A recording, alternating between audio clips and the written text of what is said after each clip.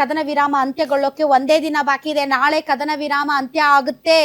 So ಕದನ ವಿರಾಮ ಮುಂದುವರಿಯುತ್ತಾ ಅಥವಾ ಅಂತ್ಯ ಆಗಿ ಇಬ್ರು ಮತ್ತೆ ಹೊಡೆದಾಡಕ್ ಶುರು ಮಾಡ್ತಾರ? ಇವರಿಬ್ರು ಹೊಡೆದಾಡೋದು ಅಷ್ಟೇ ಇರ್ಲಿ, ಈಗಾಗಲೇ ಸಿಲಿಂಡರ್ ವಿಚಾರದಲ್ಲಿ ಅಲ್ಲಲ್ಲಿ ಹಾಹಾಕಾರ ಶುರುವಾಗಿದೆ.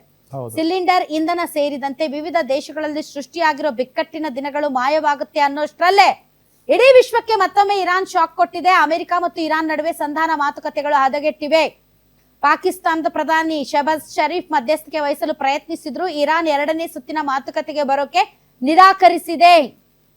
ಸೊ ನೀವು ಬೆದರಿಕೆಯ ನೆರಳಿನಲ್ಲಿ ಮಾತುಕತೆ ನಡೆಸ್ತೀರಂದ್ರೆ ನಾವು ಬರಕ್ ರೆಡಿ ಇಲ್ಲ.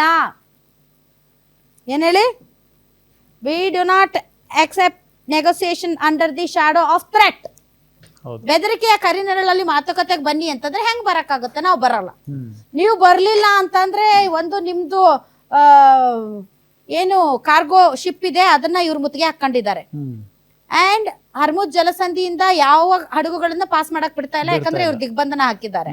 ನಾವ್ ಇದನ್ನ ಕಂಟಿನ್ಯೂ ಮಾಡ್ತೀವಿ, ನಿಮ್ಮನ್ನ ಇನ್ನಿಲ್ಲದಂಗೆ ಮತ್ತೆ ನಿರ್ನಾಮ ಮಾಡ್ತೀವಿ ಅಂತ ಟ್ರಂಪ್ ಹೇಳ್ತಾ ಇದ್ದಾರೆ.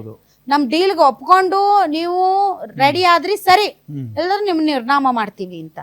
ಇರಾನ್ ಸಾಧ್ಯನೇ ಇಲ್ಲ, ನಾವು ಬರೋದೇ ಇಲ್ಲ, ಅದೇನು ಆಗಿದ್ದಾಗ್ಲಿ ಮಾಡ್ಕೊಳ್ರಿ ಅಂತ ನಿಂತು ಬಿಟ್ಟೈತಿ. ಇವರಿಬ್ಬರಲ್ಲಿ ನಾವು ಬೇರೆ ಬೇರೆ ದೇಶಗಳು ಒದ್ದಾಡುವಂತ ಪರಿಸ್ಥಿತಿ. ಇಲ್ಲಿ ಮಟ್ಟ ಕದನ ವಿರಾಮ ಇತ್ತು, ಕದನಕ್ಕೆ ವಿರಾಮ ಇತ್ತು ನಾಳೆವರೆಗೂ, ಬುಧವಾರದವರೆಗೂ. ಸೊ ಕದನ ವಿರಾಮ ನಾಳೆಗೆ ತೆರವಾಗುತ್ತೆ, ಮತ್ತೆ ಇವ್ರು ಹೊಡೆದಾಡ್ಕೋಬಹುದು. ಕದನ ವಿರಾಮ ಇದ್ರು ಹೊಡೆದಾಡ್ಕೊಂಡಿದ್ದಾರೆ, ಅಷ್ಟು ಸಿವಿಯರ್ ಆಗಿ ಹೊಡೆದಾಡ್ಕೊಂಡಿಲ್ಲ. ಸೊ ಹೀಗಾಗಿ ಪಾಕಿಸ್ತಾನ ಸಂಧಾನ ಮಾಡ್ತೀನಿ ಅಂತಿತ್ತು. ಪಾಕಿಸ್ತಾನನೂ ನಂಬಲ್ಲ, ಈ ಕಡೆ ಸಂಧಾನನೂ ಆಗಲ್ಲ. ಈ ಜಗತ್ತನ್ನ ದೇವರೇ ರಕ್ಷಣೆ ಮಾಡ್ಬೇಕು ಅಂತ ಅನ್ಸುತ್ತೆ. ಓಕೆ.